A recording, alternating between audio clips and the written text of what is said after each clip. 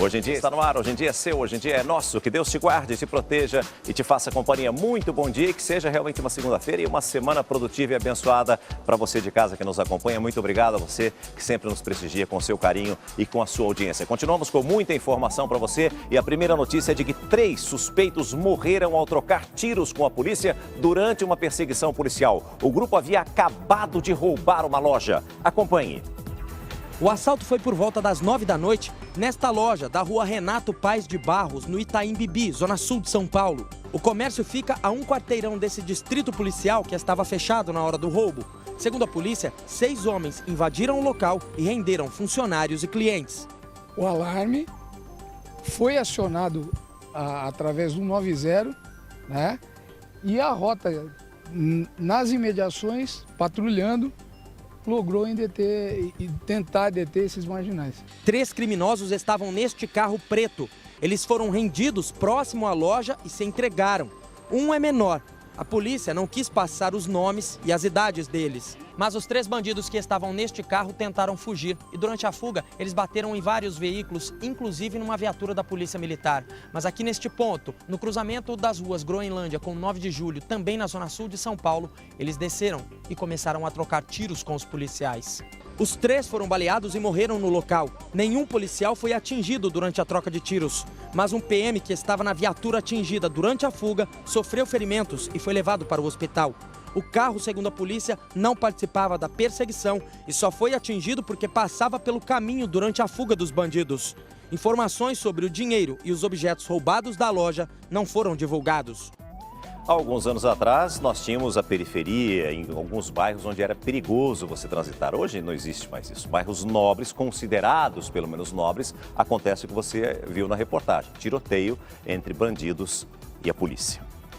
Um homem que confessou ter matado um metalúrgico vai responder pelo crime, mas em liberdade. Segundo a polícia, o crime foi motivado por ciúmes. Segurança se apresentou na delegacia e prestou depoimento. O nome e a idade dele foram preservados. É ele que aparece nas imagens das câmeras de segurança. Chega em uma motocicleta e atira contra Douglas Alexandre Ferreira, de 33 anos. O metalúrgico ainda tenta correr, mas não resiste e morre no estacionamento em frente à empresa. Para a polícia, o autor do crime disse que depois que descobriu que estava sendo traído, passou a acompanhar o dia a dia do metalúrgico. Situação que não foi difícil. A vítima trabalhava com a mulher dele na mesma empresa. Depois que o marido confessou o crime, a mulher, que é auxiliar de qualidade da metalúrgica, não voltou ao trabalho. Na empresa, ninguém quis falar sobre o caso. A arma do segurança não tinha registro e foi jogada em um rio.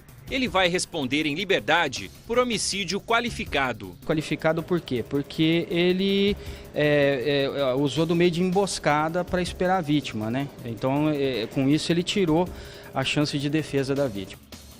Você acompanhou, mesmo confessando, não é? Ele acabou sendo solto. E muitas vezes a polícia tem muito trabalho para conseguir prender pessoas que são suspeitas. Veja esse caso, que ganhou inclusive uma grande repercussão. A Justiça mandou soltar no final de semana os suspeitos de comentários racistas na internet contra atrizes, entre elas a Thaís Araújo. A decisão da 23ª Vara Criminal do Rio de Janeiro transformou as prisões temporárias em medidas cautelares. Os 5 suspeitos foram presos na semana passada em uma operação realizada em 6 estados brasileiros. Eles terão que se apresentar sempre que forem convocados e não podem trocar de endereço sem avisar. Os indiciados vão responder pelos crimes de racismo, injúria racial e também por formação de quadrilha. A pena pode chegar até 12 anos de prisão. Suspeitos atiram e matam policial aposentado durante um assalto em Suzano, na Grande São Paulo. Os assassinos queriam a chave da moto e acabaram encontrando a arma da vítima. Era nesta moto que estava o subtenente da Polícia Militar. Desde que se aposentou há 6 anos, Ivanildo vivia uma nova fase na vida. Praticamente uma segunda lua de mel eterna com a minha irmã, graças a Deus. Viajamos bastante, se divertimos bastante, curtindo os netos, os filhos, a família. Ivanildo era presidente do Famintos por Estrada. Fazia parte do motoclube há 12 anos. E foi numa saída de moto que a história dele foi interrompida. Ivanildo é o homem de roupa escura que aparece no vídeo. A moto dele está estacionada em frente. Ele é atacado por ladrões que invadem a casa de espetos. No momento em que revistam Ivanildo, a arma dele cai. Um bandido pega e atira. O comparsa também faz disparos e, na sequência, os dois fogem. As testemunhas disseram que os bandidos chegaram perguntando de quem era a moto e onde estava a chave. Usavam capacete e blusões azul e amarelo. Ivanildo estava muito perto e logo foi identificado como o dono. A família acompanha a investigação, por enquanto, de longe. Éramos mais do que pai e filho, éramos melhores amigos. A última conversa foi ontem mesmo, ele foi lá em casa, assistiu meu filho jogar bola de manhã.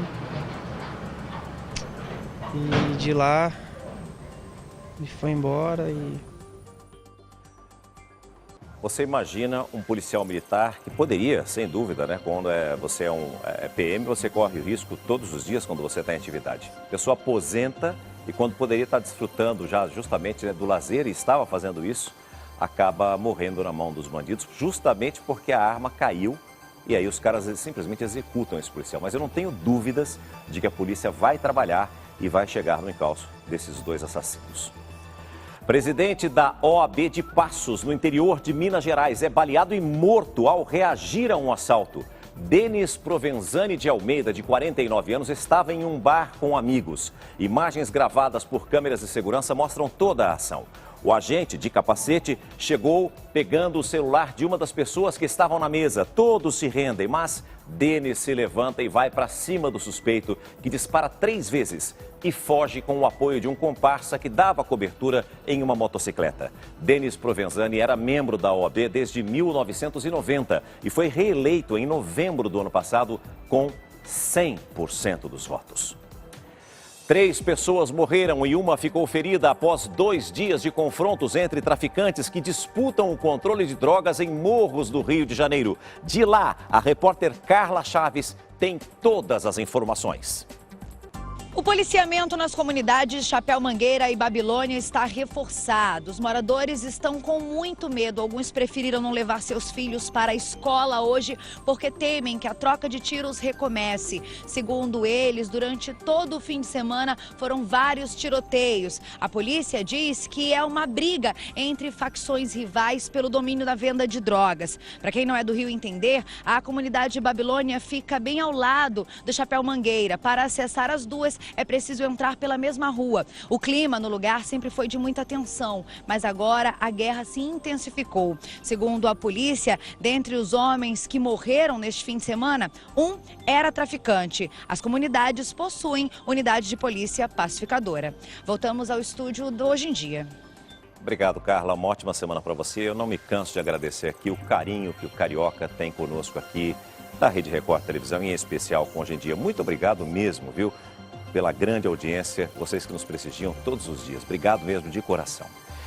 Um turista foi baleado em uma tentativa de assalto na praia. O banhista estava na faixa de areia da praia de São Vicente, no litoral paulista, quando foi abordado por 2 homens armados que queriam um cordão de ouro. O homem reagiu e levou 3 tiros. A vítima é um enfermeiro de 40 anos, morador de São Bernardo do Campo, no ABC Paulista. Ele foi socorrido pelo Corpo de Bombeiros e passou por uma cirurgia.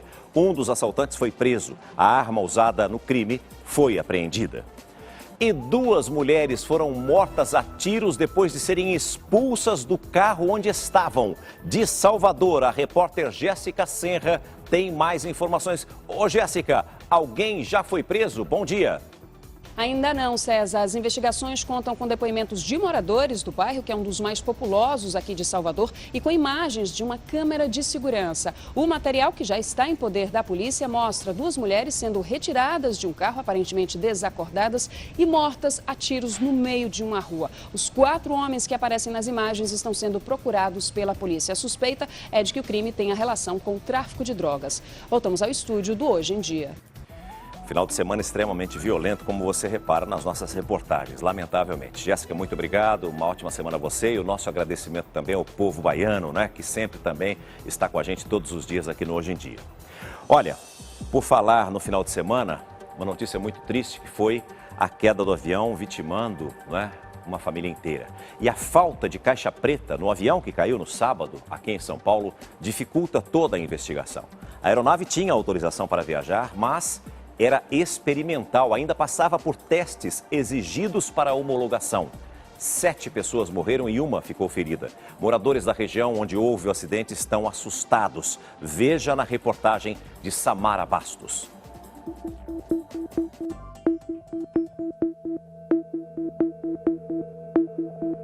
Um cenário de destruição.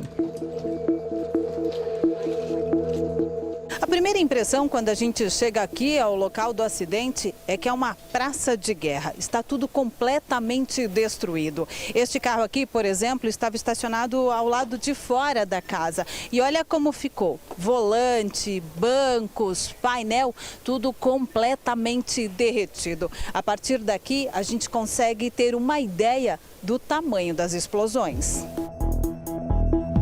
Estava na sala e veio o barulho do avião muito forte, ele vinha nessa direção, eu olhei pela janela lateral da sala e só isso. E aí eu já peguei e desci correndo, né? Porque ele entrou cortando a mata e já bateu. Bateu e explodiu, entendeu? Bum, e acabou. Foram necessários 45 homens do Corpo de Bombeiros para apagar as chamas do avião que bateu nesta casa. Com a explosão, a sala, quartos e os carros da família foram queimados. As 5 pessoas que estavam na residência, inclusive uma criança, conseguiram escapar pelos fundos sem ferimentos.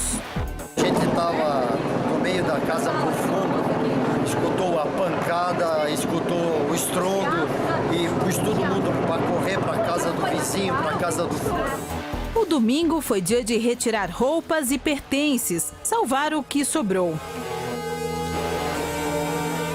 Nas casas vizinhas, o fogo passou na porta. Este vizinho registrou tudo com o celular minutos depois do acidente. Casas estão pegando fogo, os bombeiros estão chegando agora no momento, todos aqui estão chegando. Nesta residência, a funcionária que estava no portão ficou ferida. Foi socorrida e passa bem. Dona Mariana não quis gravar entrevista, mas conta que estava no quarto quando ouviu as explosões. Ela diz que não conseguiu sair de casa porque tinham muitas chamas na calçada. Não tinha o que fazer, não dava para subir, porque o querosene desceu queimando tudo, queimando poste, queimando calçada, queimando tudo. Então não tinha como subir. Aí começou a chegar as viaturas do bombeiro.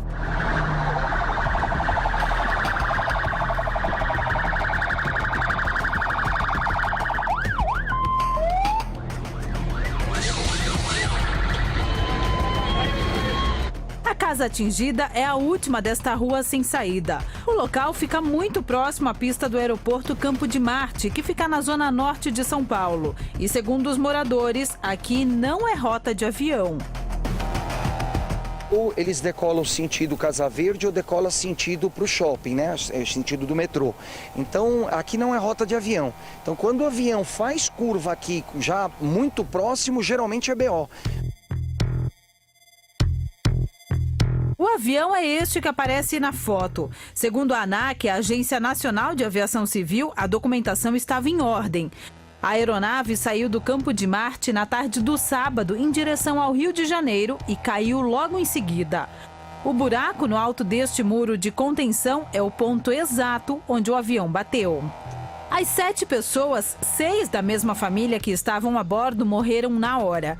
Roger Agnelli, de 56 anos, era o dono do avião. Ele foi presidente da Vale e um dos nomes cotados no ano passado para assumir a presidência da Petrobras. Junto com ele estava também a esposa, Andréia de Azevedo Agnelli, os 2 filhos, João e Ana Carolina Agnelli, a nora, Carolina Marques, o genro, Parris Bittencourt e o piloto, Paulo Roberto. Toda a família já foi enterrada. Quando eu cheguei para tomar o meu destino para minha casa, aí eu soube que o avião tinha caído. E é difícil de acreditar. Muito. O corpo do piloto seguiu para o interior de São Paulo. As investigações ainda não apontaram a possível causa do acidente. Neste domingo, o CENIPA, o Centro de Investigação e Prevenção de Acidentes Aeronáuticos, recolheu partes da aeronave para a perícia. As testemunhas também serão ouvidas. Mas, segundo este piloto aposentado, com mais de 30 anos de experiência em aviação comercial, pode ter ocorrido uma falha no motor. Devido a uma falha de motor, o piloto não conseguiu pilotar o avião, considerando-se ainda que se foi logo após a decolagem, ele estava com baixa altitude e baixa velocidade. A aeronave era experimental. Isso quer dizer que não foi submetida a todos os testes exigidos pela ANAC e, por isso, não era homologada no órgão, mas tinha autorização para voar. Uma aeronave que está sendo desenvolvida. Então, aquilo ali vai sendo desenvolvido até chegar num ponto de confiança e que seja homologado, vamos dizer, para a produção em série. No Brasil, aviões experimentais são comuns e seguros, segundo o especialista, mas devem seguir algumas orientações. Encher o avião de pessoas, isso não pode.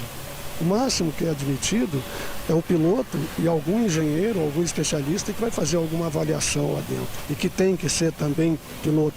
É permitido voar, desde que seja para avaliar o desenvolvimento da aeronave. Não para fazer turismo, não para transportar carga ou pessoas, isso não, de jeito nenhum. Enquanto as causas do acidente estão sendo apuradas, os vizinhos que moram perto da cabeceira do aeroporto Campo de Marte convivem com medo, com a incerteza dos riscos que correm. Com certeza, entendeu? Então agora é esperar vender e é isso. Mas o local é bom, o bairro é bom. Não tá na rota, tá próximo, não tá na rota do avião, mas, né, pode acontecer, né?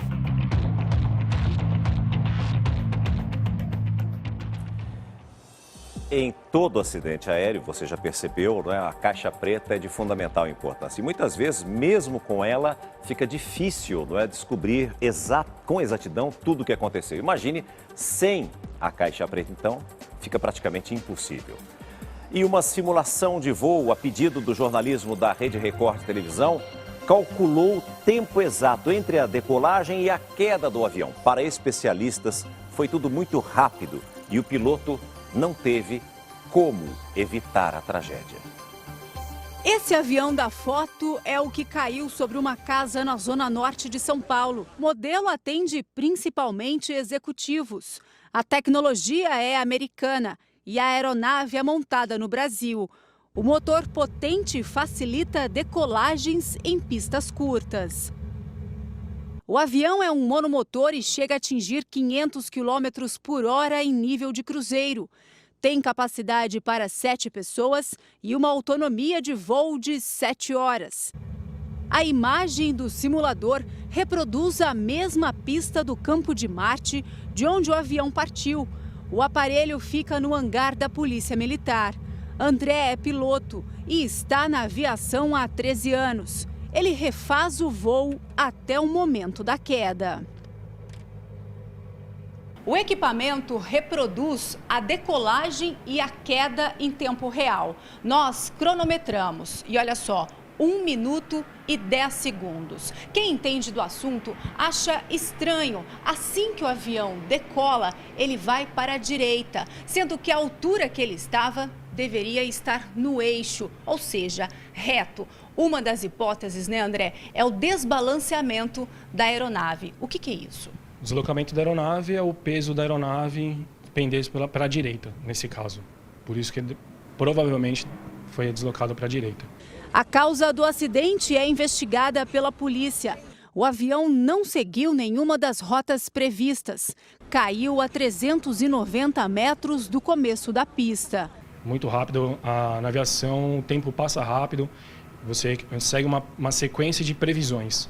Por isso, os especialistas em aviação ressaltam o quanto é importante a habilidade do piloto e o conhecimento técnico. A gente fabrica simuladores para aumentar a segurança do voo, ele é muito importante para treinamento de emergência, treinamento de rota. Você que nos acompanha sabe que Hoje em Dia sempre apresenta histórias surpreendentes. E você vai acompanhar agora uma emocionante e que mostra a determinação dos pais para tentar fazer a filha enxergar.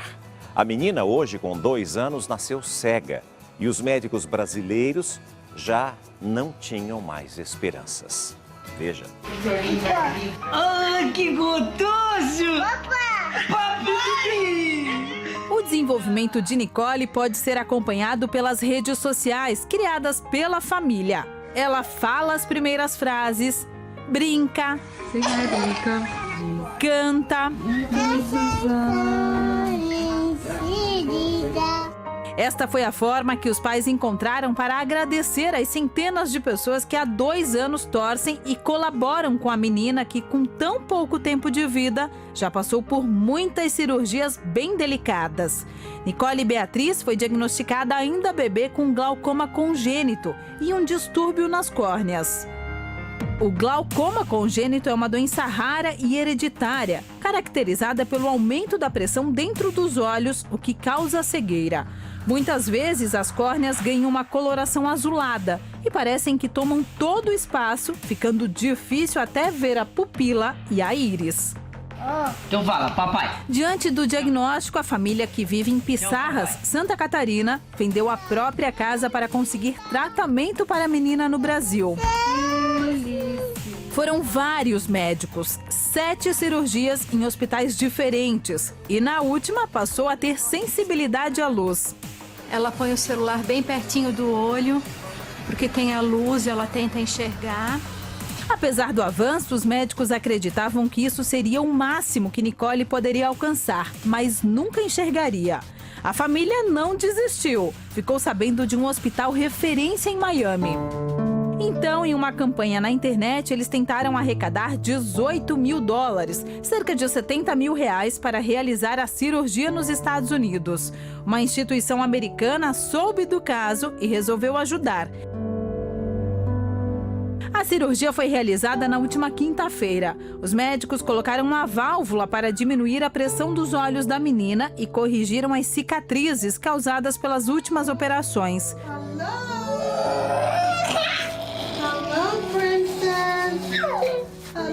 O resultado superou as expectativas e pela primeira vez a menina percebeu que conseguia enxergar. Oi, filha. Olha a mãe. Oh, my God. Don't say that.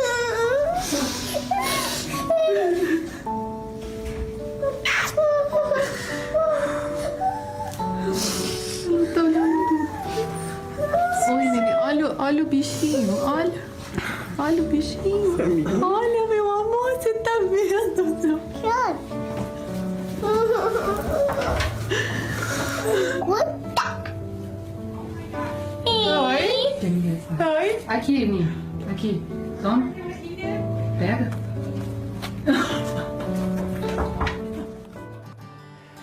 Você que é pai e que é mãe, né? Sabe como é a emoção de poder ver o seu filho superar obstáculos. Imagine o da visão, da cegueira. Como é que será que ele está agora, não é? Vamos saber. Vamos conversar com a Dayana Pereira, a mãe da Nicole, direto de Miami, nos Estados Unidos, ao vivo. Ela que está com a Nicole no colo, olha ela aí, ó. Vamos saber como é que foi toda, né, essa saga, essa viagem, a cirurgia, como a Nicole está hoje, qual é a previsão, inclusive, dos médicos, quanto tempo eles têm que permanecer ainda nos Estados Unidos. Bom dia para você. E aí, quando é que vocês voltam para o Brasil? Cadê, menino? Dayana, está ouvindo a gente? Oi, Dayana. Dayana? Acho que ela não está ouvindo. A gente está com a imagem aqui, com o som dela. A gente vai tentar recuperar, restabelecer o contato para conversar com ela. Olha, você viu que ela estava desenganada, sem esperanças, com os médicos aqui no Brasil. Mas você que é mãe sabe, não é? As mães, elas não desistem jamais. Elas são grandes guerreiras. Ela tem uma intuição maior e ela não desiste nunca. E é por isso, justamente por não desistir, que a Dayana conseguiu correr atrás, conseguiu batalhar e com a ajuda dos brasileiros, né, descobriu que lá em Miami, nos Estados Unidos, ela poderia ter um recurso, uma cirurgia que pudesse ajudar. Dayana, está me ouvindo agora? Estou sim. Bom dia. Bom dia. Como é que foi esse processo? Como é que ela está agora, Nicole? Quanto tempo você tem que permanecer nos Estados Unidos? Quando é que você volta para o Brasil? São muitas perguntas, eu sei, mas a gente quer saber de tudo. Sim, então, foram 2 anos de muita luta. A Nicole passou por 7 cirurgias no Brasil, mais de 50 anestesias gerais, foi desenganada várias vezes pelos médicos brasileiros, porque era um caso grave e devido a Ani ter outros problemas de saúde, se acreditava numa síndrome, mas não se tinha resposta do que seria. Então, na última cirurgia foi decidido que não teria mais o que ser feito caso a pio dela aumentasse, que é a pressão do olho. Nesse tempo, como a gente tem muitos seguidores, a ajuda da população inteira, do Brasil e fora dele, uma das brasileiras que mora aqui em Miami, a Adriana, viu a história da Ani e começou a ligar para alguns hospitais de Miami pedindo ajuda. E nisso caiu na fundação, Wonder Fund, que é onde a Carolina trabalha. E a Carol, no momento, disse que não poderia, porque não teria vaga. Ela já tinha outras crianças aqui, mas pediu para que a Adriana mandasse uma foto da Nicole. E no que a Adriana mandou uma foto da Ani para a Carol, ela se apaixonou e decidiu tentar fazer o possível para que a gente trouxesse. Teve um processo de reuniões médicas, reuniões com fundações, o arrecadamento do valor para que ela pudesse vir para Miami.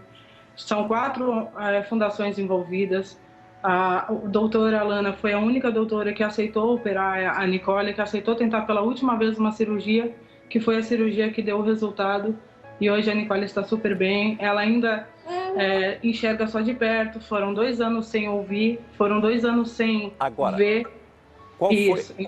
Qual que é o resultado que nós temos hoje? Se pudesse estabelecer um percentual, quanto que ela enxerga hoje, qual é a perspectiva para o futuro? Bom, Nicole era cega e está enxergando. Esse é um grande milagre.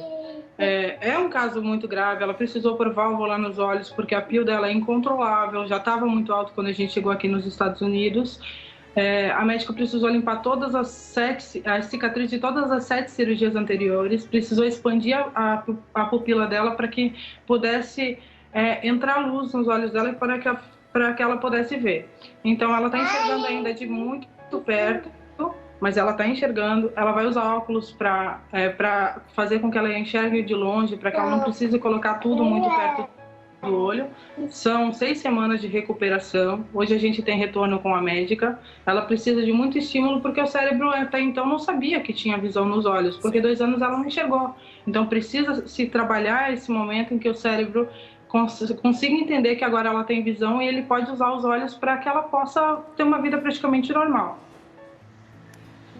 Daiane, eu queria saber qual foi a sua emoção ao ver pela primeira vez a Nicole enxergando, né? Como você percebeu isso na hora que tirou o tampão, assim? Como você percebeu que ela realmente estava enxergando e qual foi o seu sentimento na hora? É inexplicável, né? Eu sempre falei, eu sou uma pessoa muito tímida, eu dificilmente demonstro emoções. Mas desde que a gente chegou aqui nos Estados Unidos, eu pedi para que Deus me conduzisse, para que Deus fizesse esparecer em mim toda a gratidão que eu tenho por a gente ter conseguido o que se parecia impossível para todos os médicos em que a gente passou. Então, foi visivelmente perceptível a hora em que retirou os tampões e que ela já estava vendo. É uma coisa indescritível, a gente tem vivido o nosso milagre todos os dias. Não existe explicação. Eu tento achar uma palavra, mas a única que vem na nossa mente é Deus. A gente conseguiu fazer o impossível. Como última pergunta, eu quero te liberar. Nós acompanhamos na reportagem que pode ser uma doença hereditária. Alguém disse para você que você pode ter mais filhos, vocês podem ter mais filhos ou não? Corre o risco de no próximo filho acontecer a mesma coisa? Eu tenho 3 filhos já. Nicole é minha 4ª filha. Ela é a primeira filha do Alexandre, né? É a minha primeira filha do meu 2º casamento.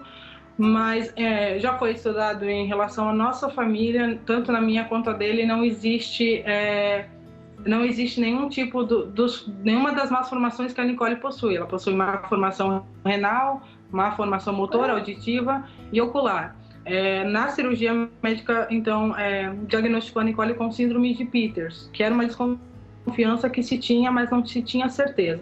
A partir de agora ela vai ser estudada por uma geneticista, em que vai saber o que ocasionou tudo isso, mas em relação a familiar, ninguém da nossa família, nem da minha família, nem da família do meu esposo tem as más formações que a Nicole possui.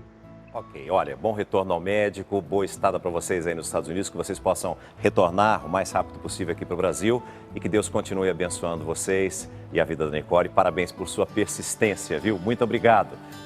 Amém, olha, obrigada. E a gente queria agradecer a todo mundo.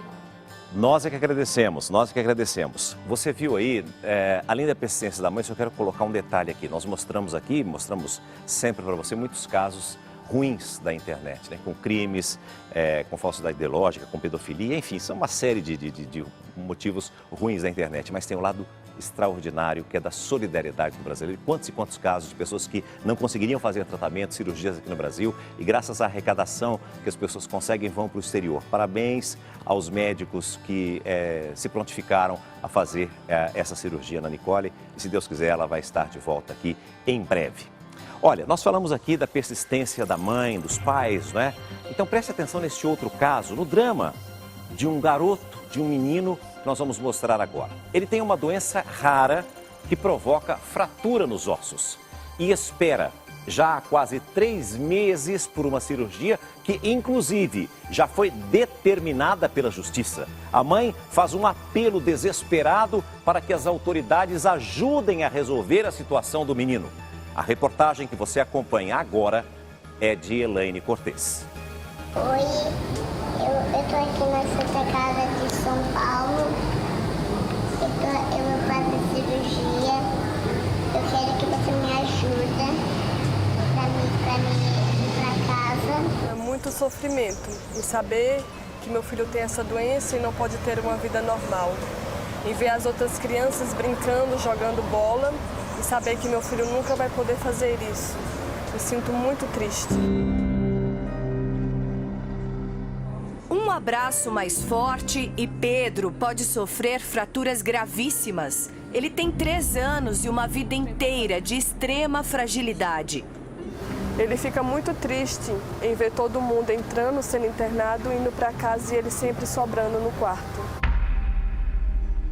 Pedro nasceu com osteogênese imperfeita, também conhecida pelas expressões ossos de vidro ou ossos de cristal. A doença genética e hereditária é rara, afeta 1 em cada 20 mil pessoas. Os ossos se quebram com enorme facilidade ao menor esforço.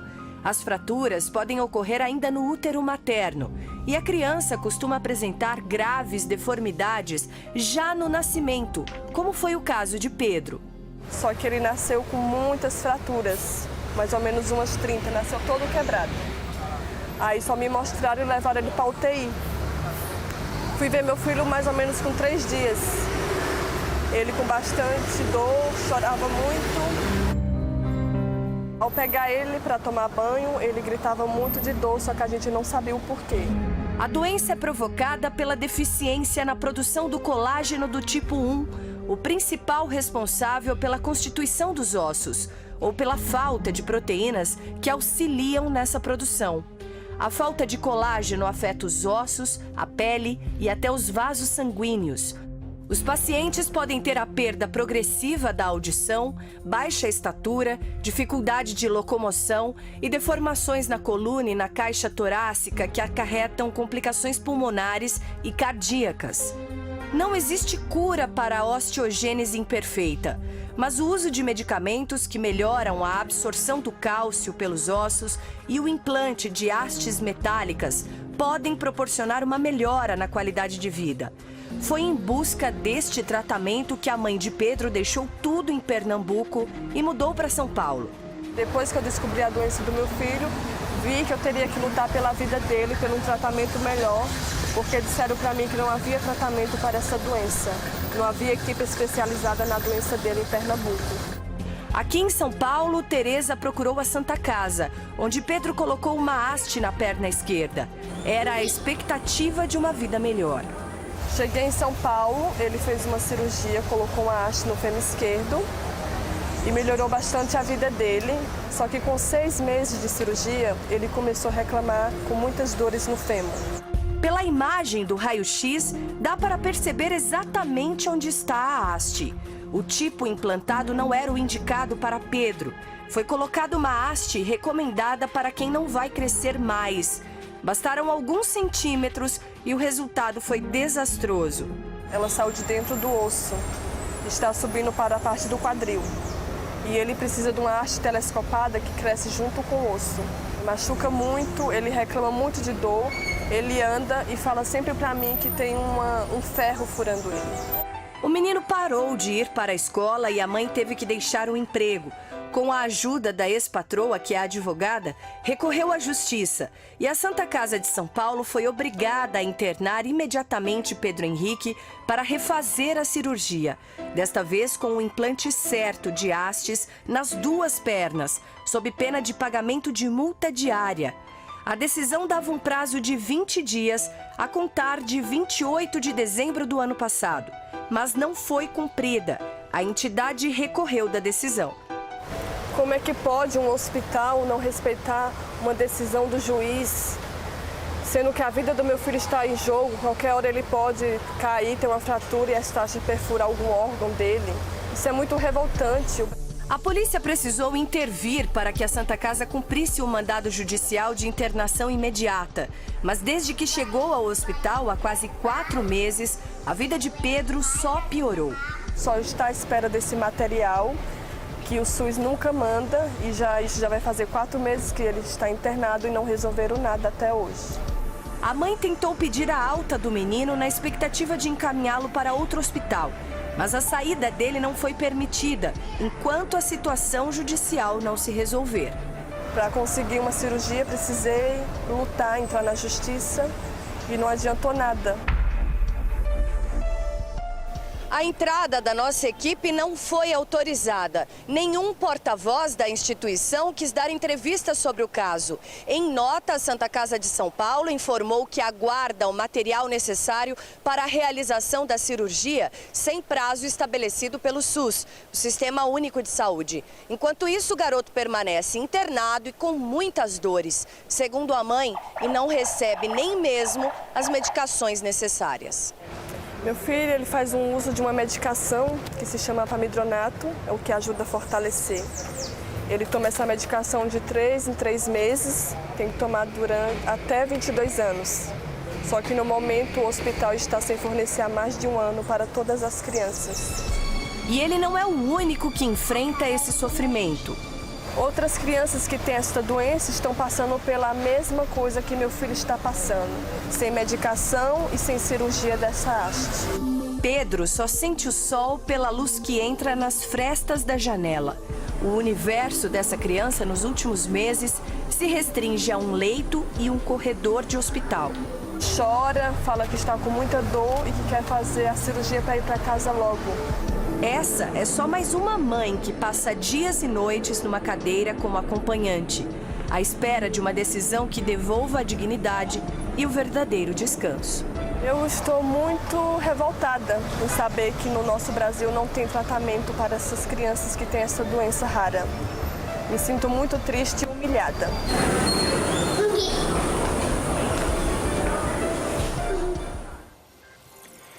Enquanto a reportagem estava no ar, a mãe do Pedro Henrique ligou, dizendo que ele foi encaminhado agora pela manhã para uma cirurgia. A mãe não sabe dizer se essa cirurgia seria para corrigir a prótese da perna. Ô Renata Alves, você imagine o drama que é esta mãe. Quantas mães pelo Brasil, não vivem, não apenas aqui na Santa Casa de São Paulo, mas com a situação que os nossos hospitais, na sua grande maioria, está vivendo no nosso querido Brasil. É muito triste, né, César? Porque quem é mãe, ela remove céus, mares, montanhas e vai atrás de uma cura para o seu filho. E essa mulher saiu de Pernambuco em busca dessa cura e é muito revoltante porque ela fez todo o esforço e quando conseguiu a decisão judicial, o sentimento é de impotência. Então, tomara a Santa Casa, que é conhecida nacionalmente, que resolva essa situação porque o Pedro, antes de tudo, ele é um gigante, né? Ele é pequenininho, mas ele suporta dores diárias que a gente espera, que a gente torce que isso seja solucionado e que essa cirurgia esteja sendo feita nesse exato momento. Por sua vez, a Santa Casa de São Paulo não confirmou nem negou a cirurgia. Já a Secretaria da Saúde diz que não foi informada oficialmente sobre o caso, que está sob os cuidados da Procuradoria-Geral do Estado. Evidentemente, nós vamos acompanhar o desfecho. Agora, é lamentável que ninguém saiba de nada e não possa informar absolutamente nada. Eu, particularmente, fico muito triste, porque se você fizer uma pesquisa, uma das instituições que tem ou que tinha uma grande credibilidade, não apenas em São Paulo, mas em todo o Brasil, é exatamente a Santa Casa de São Paulo. E se a Santa Casa de São Paulo passa por essa situação, esse é o retrato da saúde no Brasil. 2 pessoas morreram e uma ficou ferida após a explosão de uma embarcação. Essa explosão aconteceu durante uma manutenção de rotina em um porto de Belém, no Pará. No momento do acidente, 3 operários trabalhavam na embarcação. 2 deles morreram na hora e um foi socorrido consciente e passa bem. As causas da explosão ainda são desconhecidas. O laudo da perícia deve sair em, no máximo, 30 dias. Um menino de 9 anos morreu atropelado pelo carro do próprio pai. O carro desceu desgovernado em um barranco. Acompanhe. Mário estava trabalhando em uma obra vizinha e viu o acidente. Nós vimos a caminhonete descer, aí nós subimos correndo para ver que os meninos estavam gritando. Aí a caminhonete parou com o para-choque em cima do menino. O veículo pertence ao pai da criança. Segundo testemunhas, ele estava estacionado no alto daquele morro quando de repente desceu. Daniel, de apenas 9 anos, brincava com outras 3 crianças neste local quando foi atingido em cheio. Desesperado, o pai pediu ajuda aos vizinhos e eles quebraram essa parede para tentar salvar a criança. Como não conseguiram, moveram o carro, mas já era tarde. A criança morreu no local. Durante a tentativa de socorro, o pai do menino e um vizinho ficaram feridos e foram encaminhados para uma unidade de pronto atendimento. A família da criança mora no bairro Vila Nova Esperança, em Santa Luzia, na região metropolitana. O acidente chocou os moradores. Uma família suspeita de aplicar golpes de estelionato pela internet foi presa. Em um site, o grupo oferecia mercadorias bem abaixo do mercado e, ao invés de entregar os produtos, os clientes recebiam tijolos. O vídeo mostra o momento em que investigadores do Amazonas abrem uma das caixas. Dentro dela deveria estar um celular de última geração, avaliado em R$3.000. Ao contrário disso, o que encontraram foi um tijolo. Nesta outra caixa, em vez de aparelho, uma garrafa com água. Foi assim que, nos últimos 2 anos, a quadrilha provocou um prejuízo milionário. Por meio deste site, eles vendiam produtos novos com preço de mercado. Chegaram até a fazer parceria com as maiores redes de varejo do Brasil. São grandes empresas já com credibilidade nacional, então eles fecharam esse convênio e, inicialmente, para criar essa credibilidade, eles realmente vendiam o produto e remetiam o produto. E depois que ganhava essa credibilidade, eles começaram a vender, a enviar tijolos.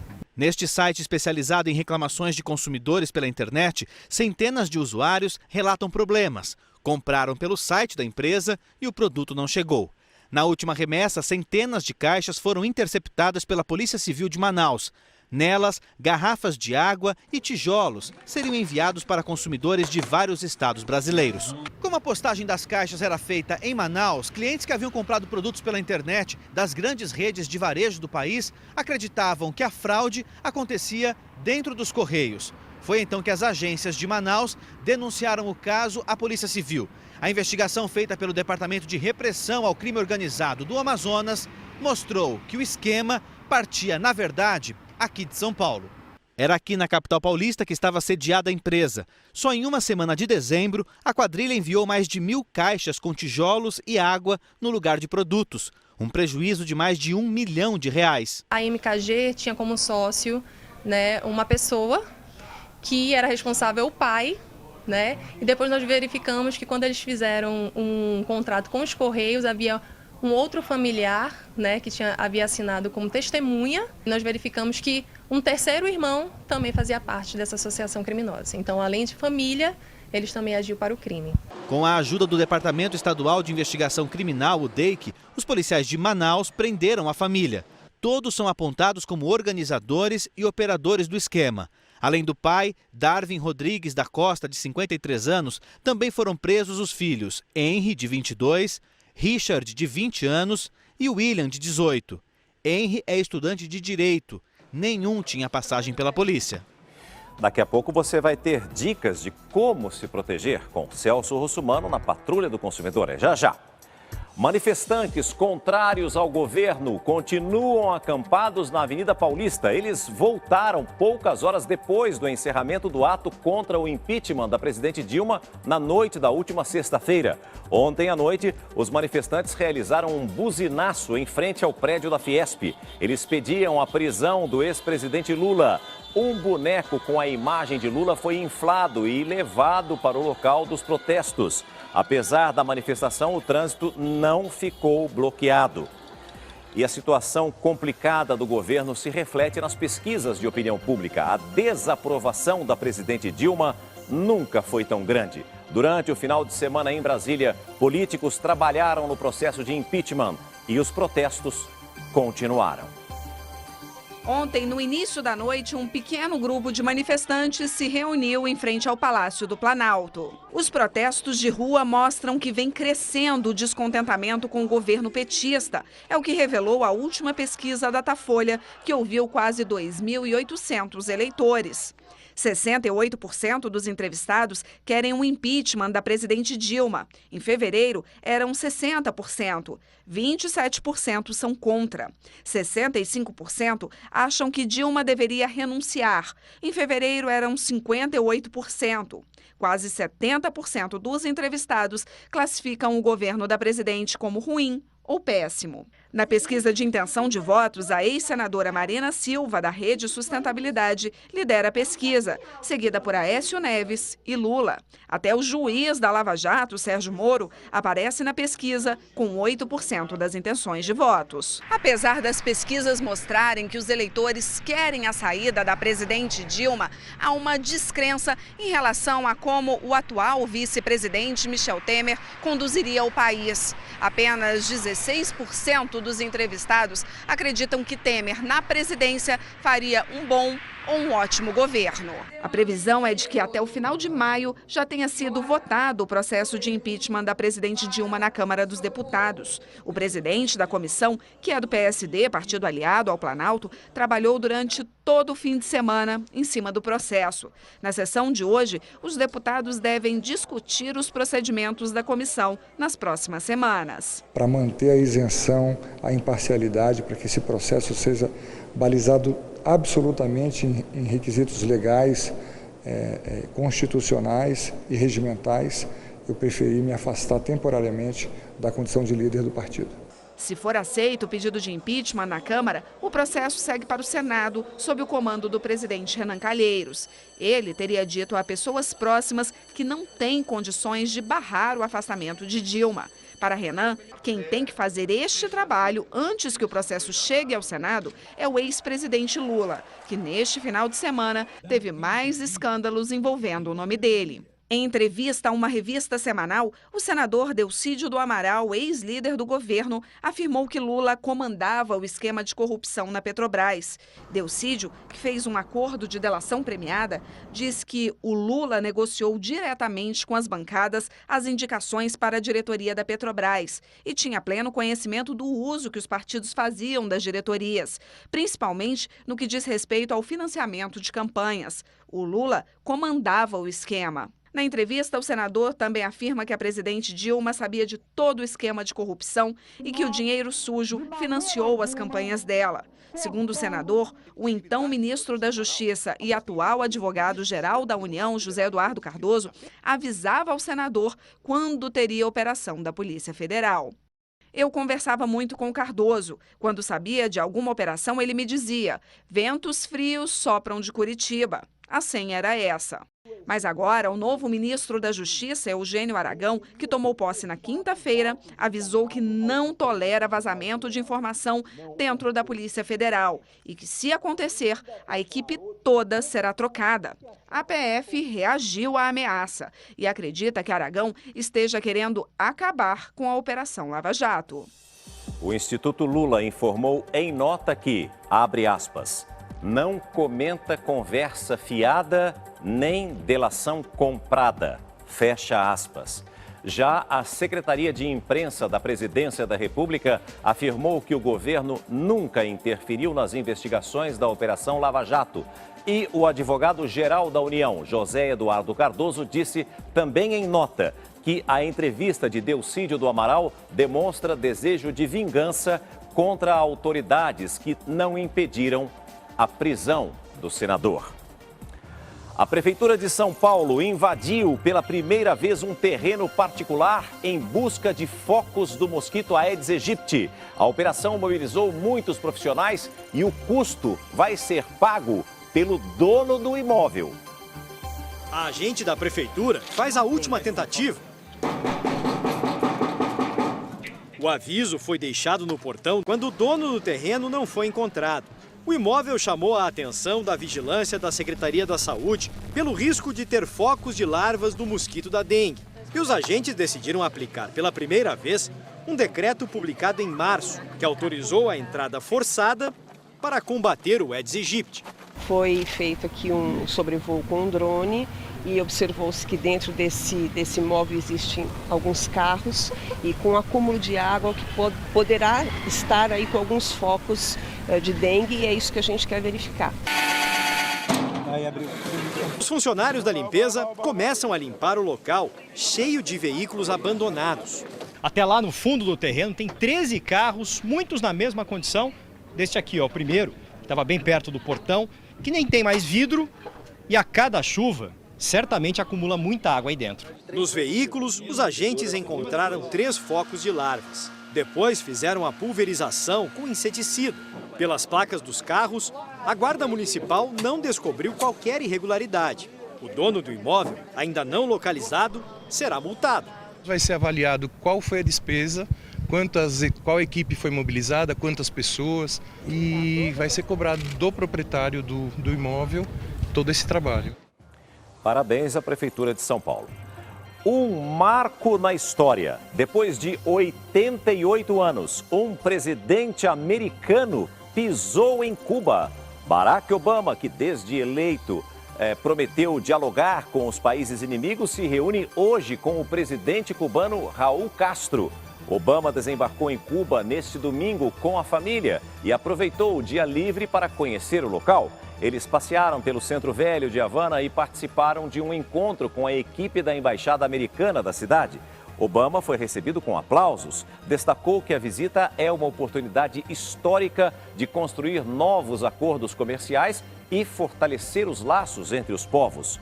Hoje está previsto um encontro com o presidente de Cuba, Raul Castro, para falar sobre os obstáculos na relação entre as nações. Apesar da reaproximação histórica, o embargo econômico imposto à ilha ainda vigora. O fim oficial do embargo depende agora da aprovação do Congresso americano.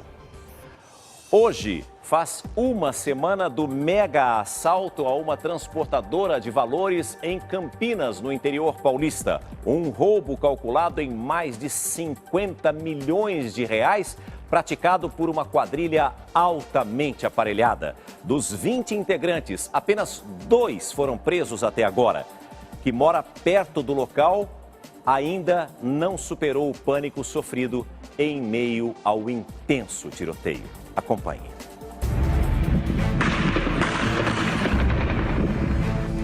Madrugada barulhenta nesse bairro residencial de Campinas, no interior de São Paulo. Os moradores gravam com o celular o que ainda nem sabem o que é. Aí, ó, Campinas. É Israel. Lá embaixo, homens armados, encapuzados, se distribuem pelas ruas do bairro.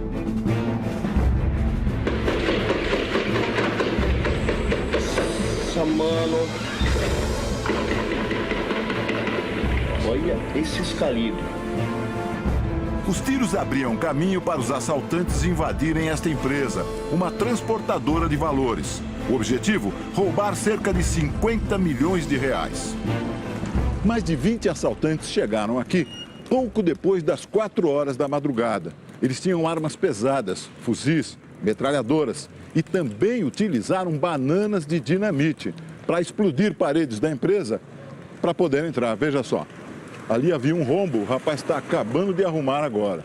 Desse outro lado aqui, a gente pode ver como foi intenso o tiroteio. Quer dizer, toda a frente dessa firma, que não tinha nada a ver com isso, também foi atingida pelo intenso tiroteio.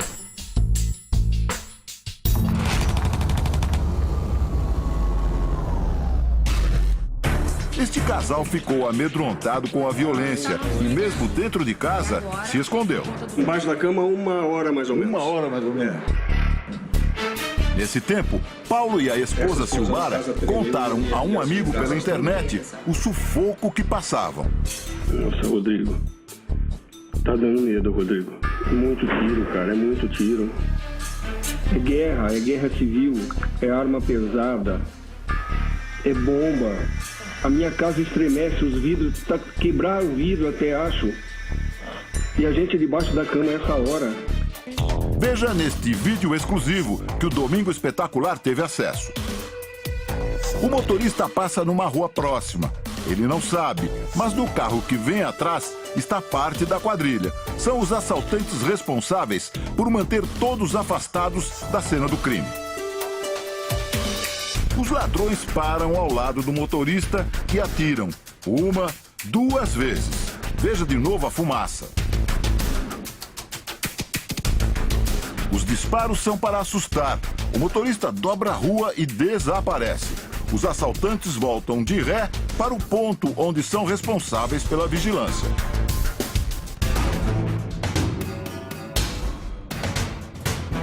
Nesta imagem, a quadrilha usa outra tática para manter a polícia longe do local.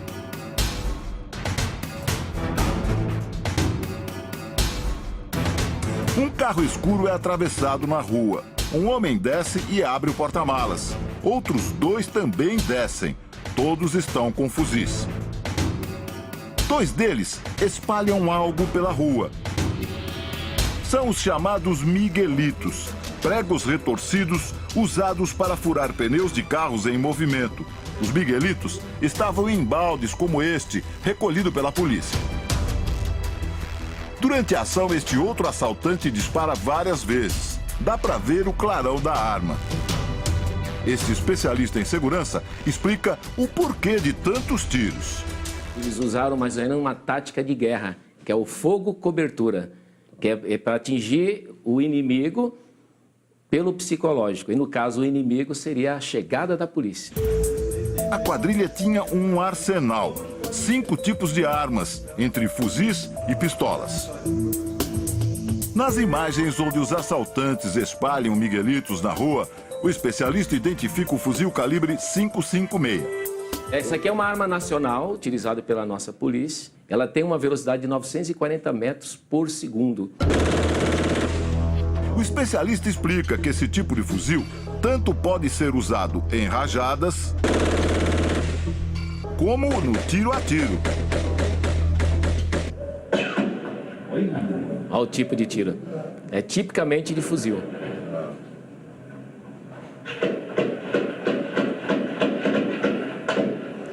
Ele está fazendo tiro a tiro. Além de armas nacionais, o arsenal tinha pistolas e fuzis importados. Foram encontradas cápsulas de um fuzil russo, o AK-47. E o que mais impressionou, os cartuchos de um armamento pesado, capaz de perfurar um tanque de guerra e derrubar avião. O calibre .50 é um tipo de armamento para combate antiaéreo exclusivo das Forças Armadas. Atrás daqueles prédios há uma base da Polícia Militar, de onde poderia ter saído um helicóptero, por exemplo. Mas alguns vizinhos dizem que vários assaltantes, cerca de 3 ou 4, ficaram nessa parte aqui da passarela, justamente atirando para lá. Tá certo? Quer dizer, eles ficaram aqui, dando tiros para lá, justamente para impedir que o helicóptero subisse. Isso foi contado por vários vizinhos, inclusive um ali que fica na guarita de uma empresa e tem um buraco de bala na empresa ali.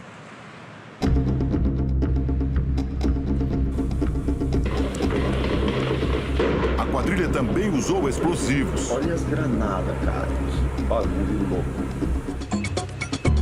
Explosões com o endereço certo. Uma estourou a parede da frente da empresa. A outra abriu a parede do cofre, lugares estratégicos e conhecidos dos assaltantes. É uma quadrilha organizada que se preparou para esse ato, né? Talvez com informações privilegiadas, tem conhecimento onde fica a tesouraria, que é o cofre, tanto que a explosão ocorreu justamente na parede, onde, na direção do cofre, né, que é tesouraria. Ou seja, eles tinham pleno conhecimento do que estavam fazendo.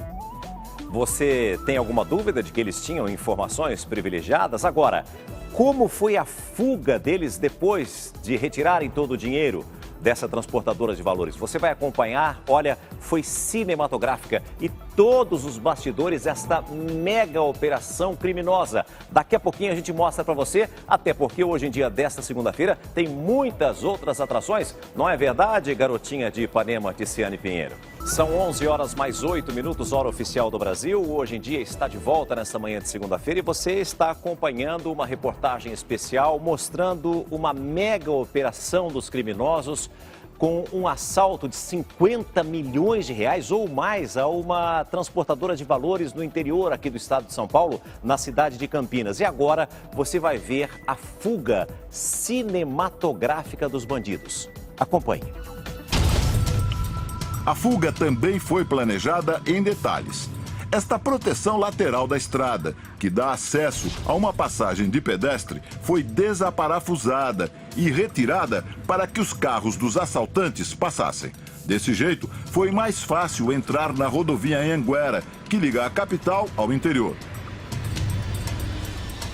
Ao mesmo tempo, as duas alças de acesso para a rodovia foram bloqueadas. A quadrilha usou 2 caminhões para fechar o caminho. Os 2 foram incendiados.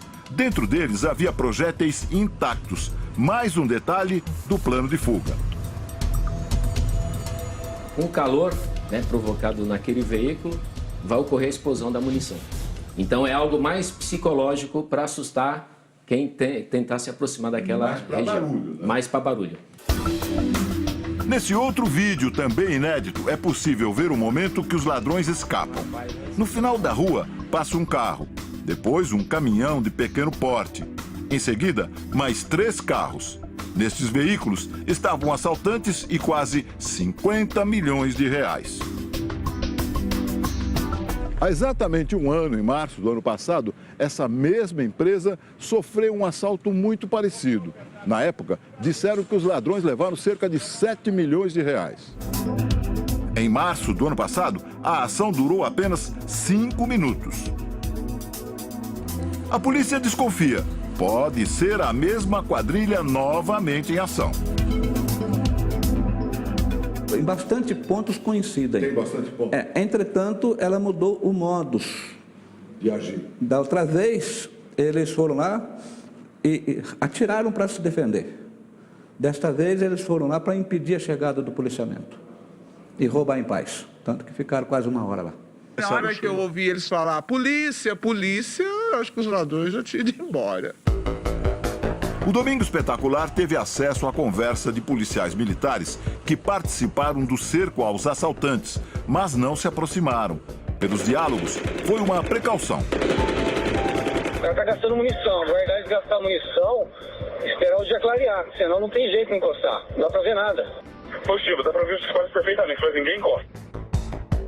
Estas imagens mostram a chegada dos primeiros policiais militares. Eles chegam a pé, cautelosos. Não dava para encarar. Dentro desse cenário, não. Talvez nós traríamos mais prejuízos para a sociedade do que benefícios. Até agora foram presos 2 suspeitos. Um deles vigiava esse barracão. Lá dentro havia armas, um carro e um caminhão, que despertaram suspeitas. Esse caminhão é idêntico ao caminhão que participou do roubo da Proteste. As armas e munições apreendidas são compatíveis com as usadas pela quadrilha.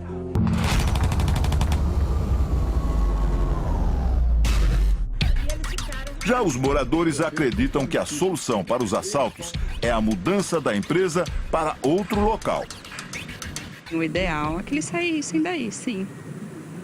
Seria até uma segurança para eles e para a gente, né? Outra moradora diz que a proximidade das estradas só ajuda as quadrilhas. O local em que eles estão é um local de fácil saída para Anhanguera. Então, não só Anhanguera, Santos Dumont e Bandeirantes também.